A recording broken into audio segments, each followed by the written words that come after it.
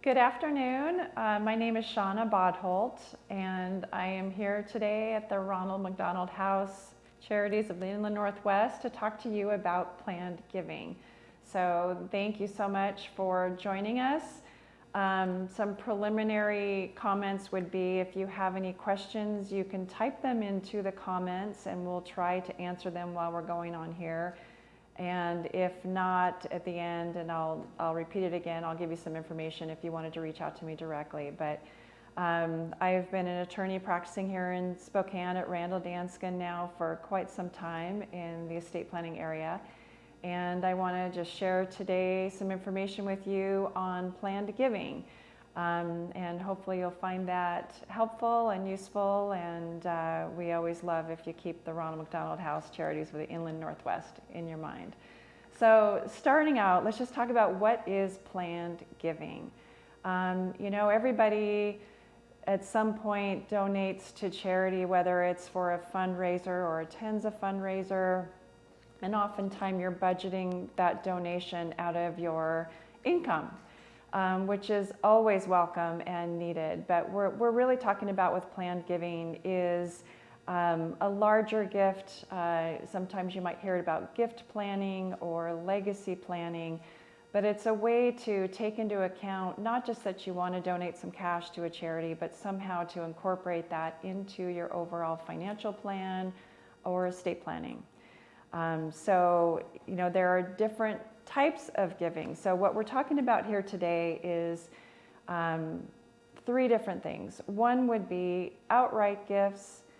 The second would be gifts of assets that give you an income stream in return. And the third would be gifts on death. So we're going to talk about all three of those and how those tend to work. But I want to walk through first some of the tax benefits that we're going to be talking about as well. Because when you make gifts during your life, you're mostly thinking about income tax consequences.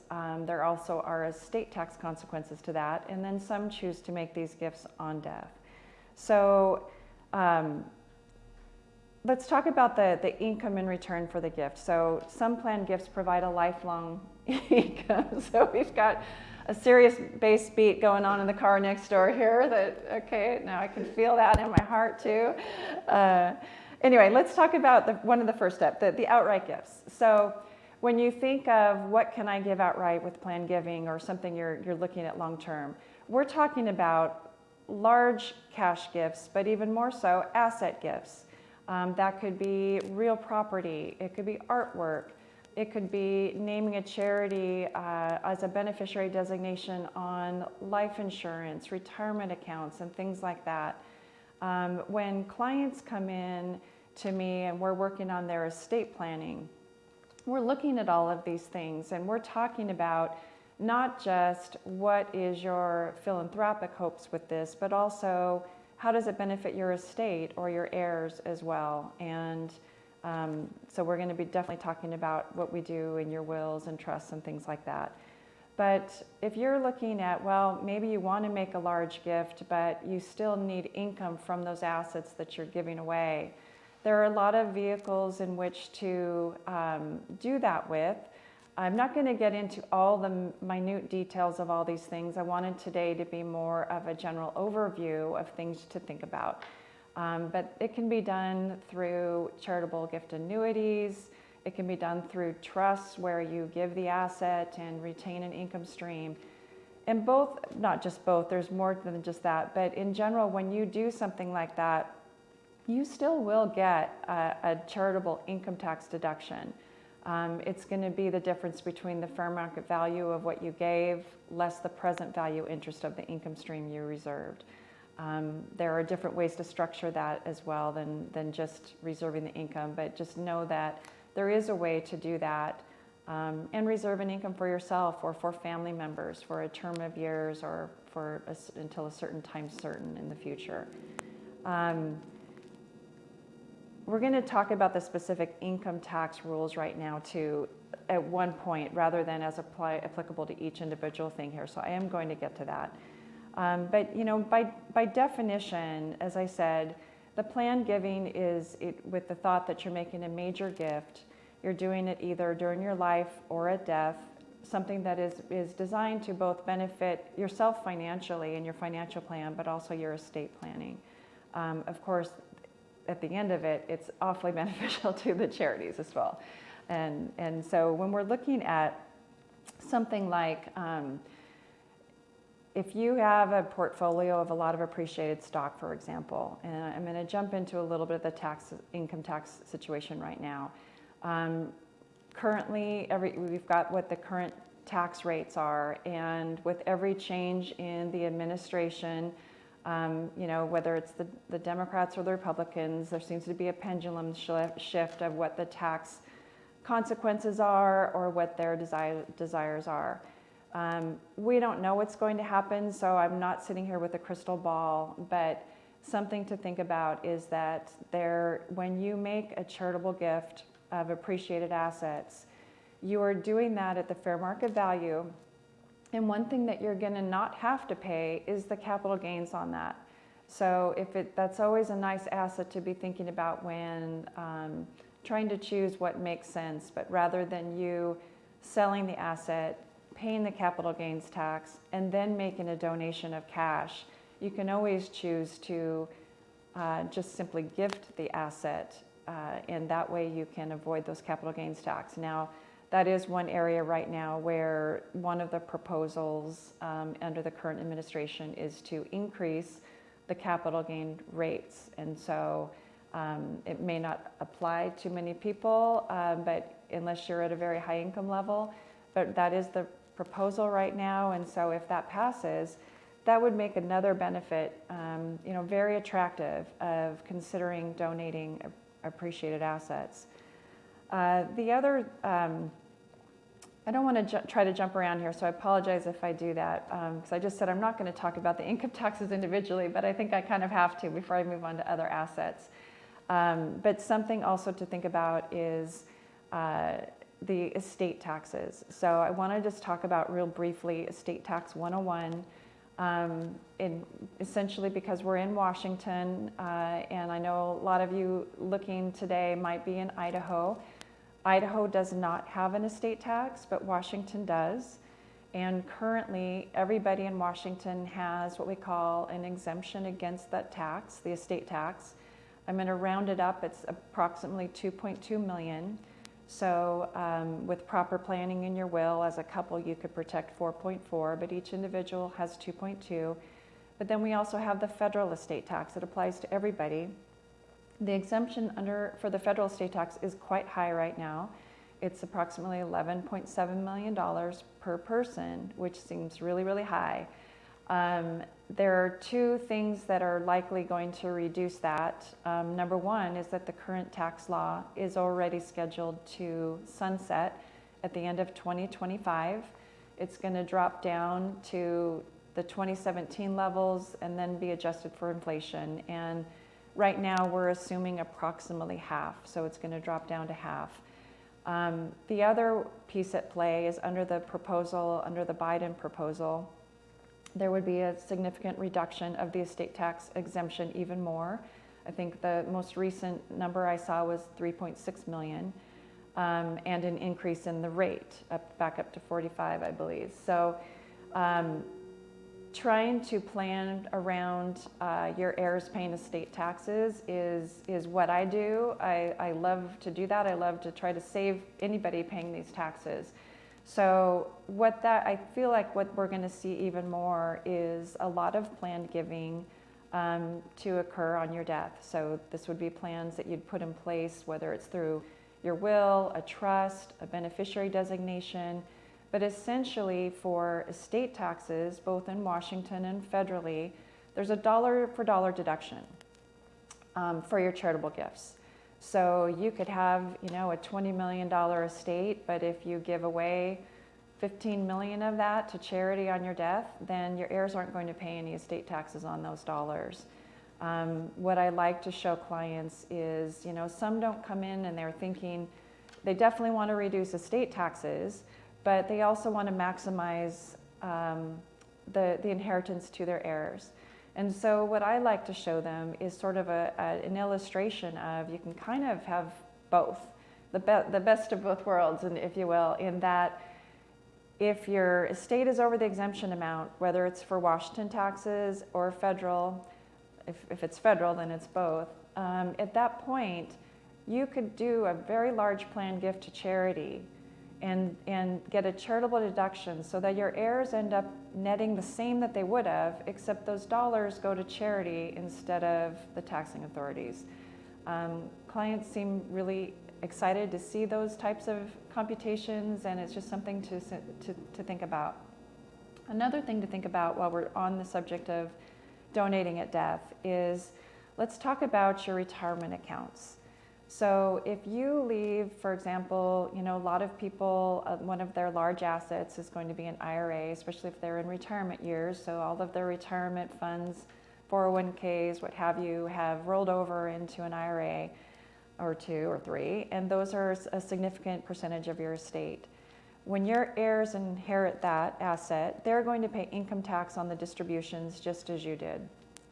They're also going to have to take out all that money within 10 years and pay the income tax on it under the current tax laws. However, if you left that asset or assets to charity directly, you name them on the beneficiary designation, then you're going to get the charitable deduction from estate taxes, and the charity is going to receive that income tax free. So nobody ends up paying the income tax on that. So that's a real big benefit. So when clients come in and they're thinking, I'm not really sure what I want to do in my will or my trust, I always like to talk to them about that. Let's talk about your beneficiary designations. Same with life insurance. Life insurance is received by a beneficiary tax-free anyway, but it's also a kind of a nice asset over here outside of your will or trust that you could name the charity and do it that way. Lifetime and death time gifts are a great way to transfer large, expensive assets that perhaps your heirs just don't even want.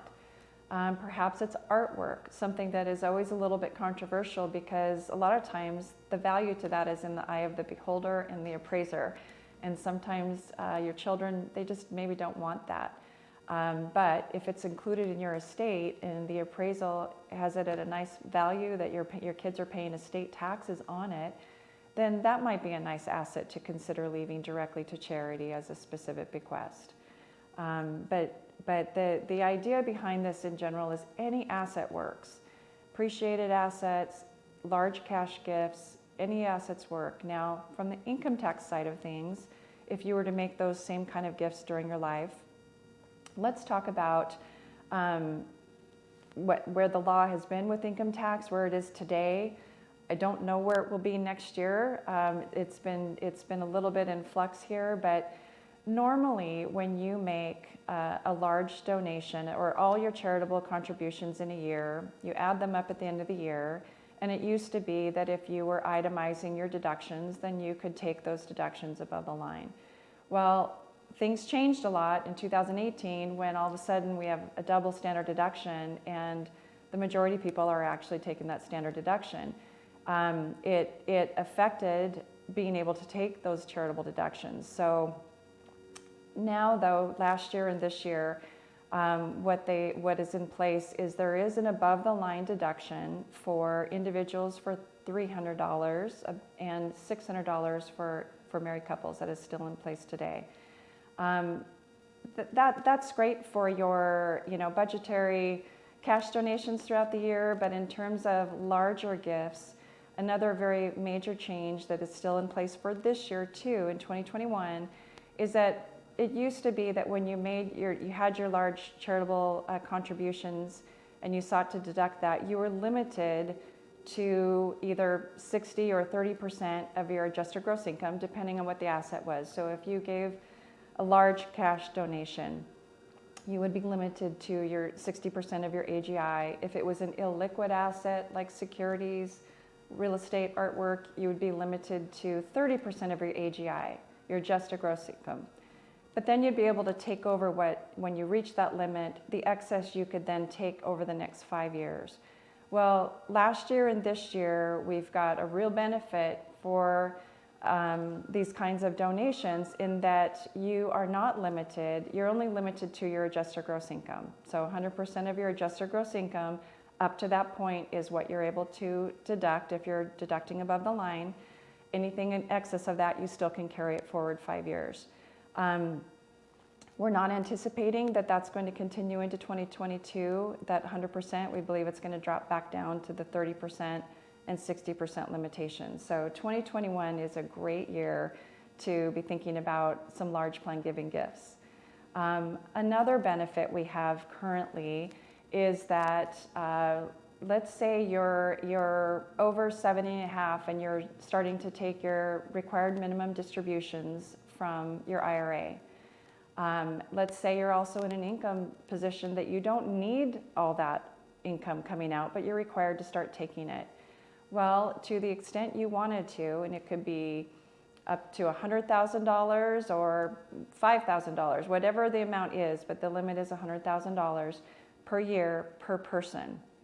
So what that means is that you could make a distribution directly from your IRA to the charity and be able so that $100,000, if you took the max, it's not included in your income. It goes directly to the charity. They don't have to pay income tax on it either. It's more than just a savings of paying the income tax on that income, because it used to be you would take the distribution, you'd pay the income tax, then you'd make your contributions to charity, and then you'd take a charitable deduction, subject to all these limitations. But now you can make that distribution directly. It's called a qualified charitable distribution. It's in essence a rollover of whatever dollar amount you're talking about directly to the charity. So it's something that we encourage our clients to take advantage of, save those income taxes, and you'd also be subject to the charitable deduction at that point too. So let me see here. We haven't really talked about life insurance very much, but anything with a beneficiary designation is something that you could have all this planning over here in your wills and trusts. You still have to think about those beneficiary designations. So we certainly hope that when you're doing so, you'll think of the Ronald McDonald House of Charities in the Northwest. Couple other things that I wanted to touch on is, well, we've talked about the capital gains tax is likely to increase, but either way, coming back to the kinds of assets that you can transfer. I don't want to get, like I said, too much into the weeds of how to do some of these things, because there's a lot of different ways to do it.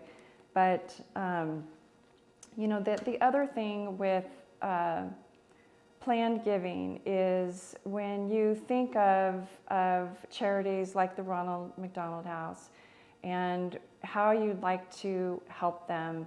You know, I'm a board member, and so I you know, see the ends of this and how, you know, every year you're kind of starting from zero and you're hoping for this or that. I would encourage you to, if you have questions, to meet with the executive director and the folks here at the house. Come take a tour. It was life-changing for me to come take a tour the first time and really see what happens here and whatnot. But certainly in the planning down the road, you know, there's a lot of things that you can put in play now that don't maybe happen until your death or until a certain date in the future. But if you are willing, it certainly is helpful for, as the planning goes every year, for the folks here to have some idea of that you're thinking of them. Because I think there's a lot of different ways it can be structured that would certainly benefit you. It benefits the Ronald McDonald House, and it kind of serves all the same purposes. And in many, many circumstances, like I said, the net benefit that gets to your heirs is the same. And so it's kind of a win-win all the way around to think about. I don't know if there's been any questions yet in the comments. I'm just going to check real quick. No questions. Okay. I'm trying to think here. I'm just going to check my notes for a second, see if I've covered everything that I wanted to. I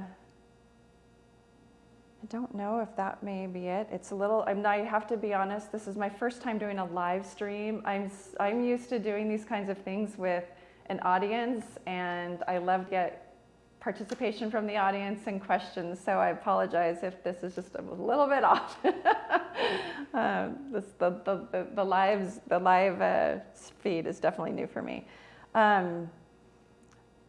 I think that I've covered everything that I wanted to cover. I really hope that you will, if you have any questions, please feel free to reach out to me. Again, my name is Shauna Bodholt. You can find me at Randall Danskin at 509-747-2052.